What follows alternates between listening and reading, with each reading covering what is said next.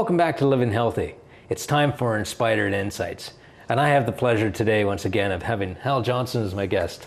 Well, my pleasure. Thank you for having me. Great to continue to share your story. And I look back, for me growing up again, this is a wonderful experience to share with you simply because you inspired me in many ways through the 80s and 90s into what I do now as a doctor and as a health and wellness consultant.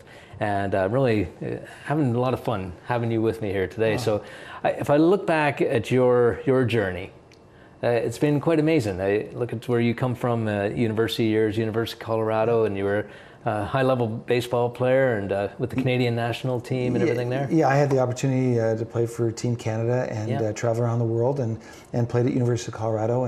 And it was just, the body break was just an extension of my life. I really didn't want to work.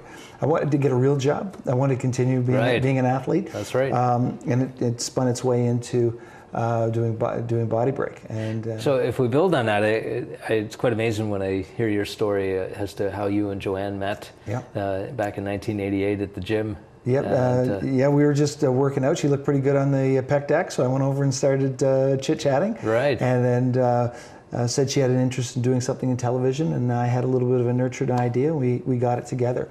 And really, the focus of the show, although many people think it's about fitness and health, really the focus of the show was to show that all people, regardless of their ethnicity, regardless of their age, regardless of being male and female, we can all live, work, and play together. That was really the essence of the show. Mm-hmm. That was really what we were talking about. That and fitness and health was really the vehicle that we utilized to showcase that. Because when I grew up, in say in the 60s, there was no one who looked like me on television. That's right. And so the only time I would see someone black was when they were caddying in the Masters. And I actually thought as a kid that black people weren't allowed to play golf because all I would see is black people caddying. That's right. So I thought to myself, stereotype. Yeah, I thought, how can I make a change, make a difference in hopefully a small way to get people thinking. And now today it's so interesting because there's so much multiculturalism, there's so many different shades of people that are on television. That's right. But thinking back 24 years ago, it wasn't that way. Well, and that's what I look at. You and Joanne really introduced some interracial barriers at that time. It's like, oh, wow, this is totally different. And, in fact, we had one network that inspired me to go to Participation because that particular network said that because I'm black and Joanne's white, they like the concept, the idea of the show, but they didn't want a black and white person to be together on the show. And they told me this right out front. And so then I went home that day and I called Participation. I thought, who would think this is a good idea? And I thought, well, the government. And then who does fitness and health for the government? Participation. So that is why I went to Participation, because of that station telling me that we weren't right together. So that's kind of our journey that we've kind of meandered through over the years, and it's been very, we try to show everyone. Very important for me to have persons with disabilities on our show as well, because, but not in the stereotypical manner, to really show people, like if we're in a restaurant scene, have somebody go by in a wheelchair or do sign language, kind of over the shoulder, and not your stereotypical, oh, you're in a wheelchair, let's do wheelchair basketball. Right. So we've done wheelchair water skiing, wheelchair downhill skiing. There are persons who are in wheelchairs, they do those activities, kind of taking a little bit out of the box. So we've tried to break down some barriers in a subtle way, in a positive way, and not being negative at all, but just showing that we all can live, work, and play together.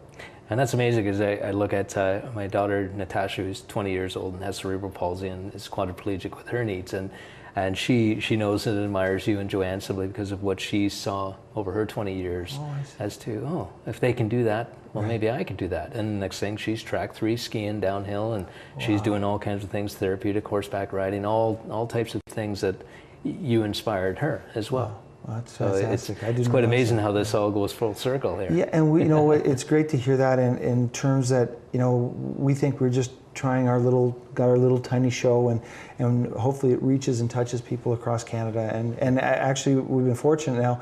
We're around the world. I mean, we're in Russia and Singapore and Dubai. All over. Really amazing. So who would have thought when back in the day in 1988 what this would become? And, absolutely. And what a change it's made for the betterment of this world. Well, and again, hopefully, and we're very humble about it. We just think we've got this little show that that could. And we were fortunate, lucky, and we worked hard. So we're very, very fortunate.